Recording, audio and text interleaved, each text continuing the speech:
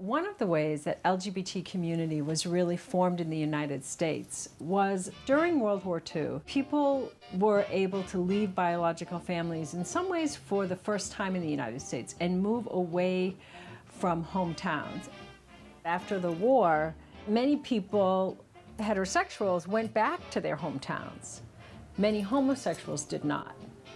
They stayed where they had been stationed to be able to actualize a life that would have been virtually impossible for many of them to live in the places they had come from. For women, they were recruited into factories and they became the Rosie the Riveters, literally. For the first time, you see a majority of women having an independent income. So they're not forced to marry men. And they gravitate towards places where they can get work in these factories and also where the military was stationed. Port cities became very important. Places like San Diego were instrumental in forming California's mecca of LGBT community. The gay bars spring up in every urban area in the United States. And after World War II, during the McCarthy Red Scare 50s, the gay bars become pretty much the only public space for the homosexual community to meet in. One thing that characterized the 1950s and into the early 60s was the extreme isolation of gay and lesbian people. They tended to have small networks, if they were lucky, if they knew other people, but people were so terrified of being uncovered since they would lose their job, they would be exposed to their family, they'd be written up in the newspaper if they were arrested. You had to look heterosexual, otherwise you'd be marked. So you always wanted to have a couple of friends of the opposite sex that you could play boyfriend and girlfriend with, so that if you had to go to an event at work or with your family, you could bring that person along. It was a very good relationship, but it was also forced by the context of the oppression. And that oppression did build community. In San Diego, most of the early post-war bars were located downtown, but a few remain in the memories of one World War II veteran.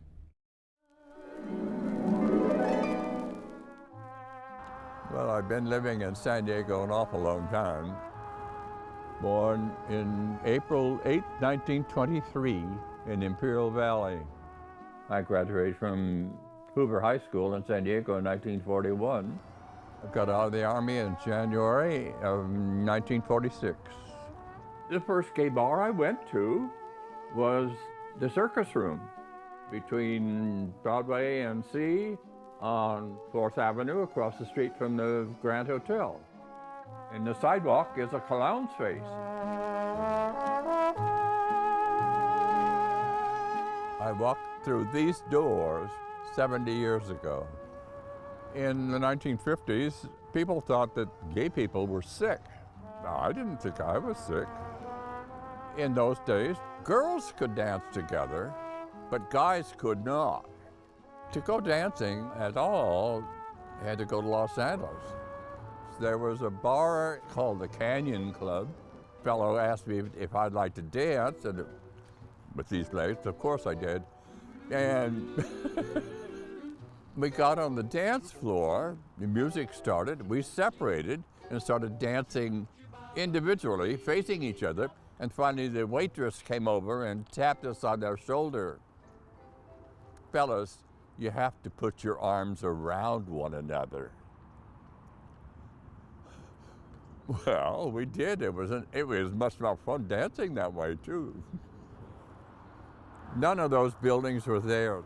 The El Cortez was the only one here. But the top of the El Cortez, the Sky Room, was a place that gay guys went. I'm amazed at the way the town itself has changed. People don't worry about somebody being gay or it's a gay bar. It's accepted so much more now than it used to be.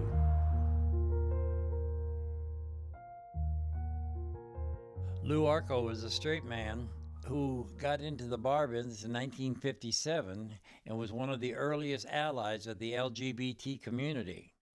I first met Lou Arco socially. I was managing various bars around town. We would always have a drink and laugh and giggle. And then later on, I went to work for him. The original brass rail was inside the Orpheum Theater downtown at 6th and B. During the day, it was a restaurant bar, but at night it was dead as a tomb. So Louis came up with the idea of a gay bar. Gay didn't mean a thing to him. As long as you were good people, you were good, period. So he bought that, and it ran successfully for quite a while.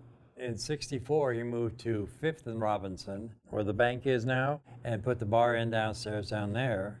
Now, I think it was in '73, so Louis moved right across the street and built the brass rail as we know it today.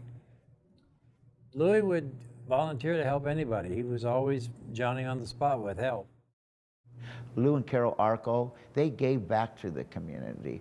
I never, ever got a no from them when I went, hey, there's this fight going on with Anita Bryant. Hey, there's this. Okay, whatever. Oh, there's this person that's sick and stuff. Or we got to bury someone.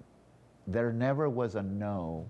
He bought Matador, Grandin Garnett, the Swing, golly, the Barbary Coast. He had quite a little empire there. And he also had the club down on Kettner and Laurel. It was owned by two young guys, and unfortunately the one guy put the make on a vice squad officer who was sitting next to him. Lou owned the bar next day, and I was talking to Lou, and he said, "You want to see the bar? See what I'm going to do to it?" He was going to put in a dance floor over here in the corner. I said, "Lou, you put in a dance floor, and you're going to make this a lesbian bar." And it turned into one of the first lesbian bars in San Diego.